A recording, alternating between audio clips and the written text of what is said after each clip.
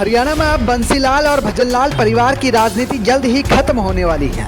इसके पीछे का मुख्य कारण है बीजेपी में शामिल होने के बाद से ही भजनलाल और बंसीलाल के परिवार के नेताओं की पूछ कम हो गई है।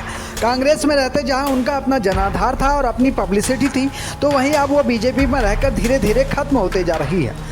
बीजेपी पर हमेशा से ही ये आरोप लगते आए हैं कि वो अपनों को ही खा जाती है। मतलब ये कि बीजेपी के साथ जो भी पार्टी गठबंधन में या फिर जो भी नेता बाहर से आते हैं, उनका वर्चस्व खत्म हो जाता है, चाहे वो जेजेपी हो या फिर भजनलाल और बंसीलाल का परिवार।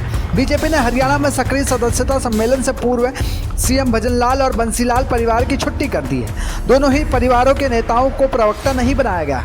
पूर्व सीएम बंसीलाल के गढ़ में तो प्रवक्ता की जिम्मेदारी सांसद चौधरी धर्मवीर सिंह को दी गई है, जिन्हें बंसीलाल परिवार का राजनीतिक विरोधी माना जाता है। हिसार में भी भजनलाल परिवार के बजाय उनके करीबी विधायक को प्रवक्ता बनाया गया है। बीजेपी का 2 दिन तक प्रवक्ता सम्मेलन हो रहा है।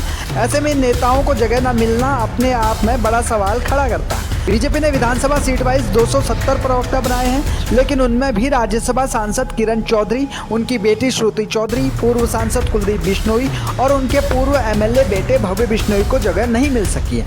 ऐसे में इस खबर को ऐसे देखा जा रहा है कि बीजेपी ने हरियाणा में भजनलाल और बंसीलाल परिवार की सियासत को खत्म कर दिया है।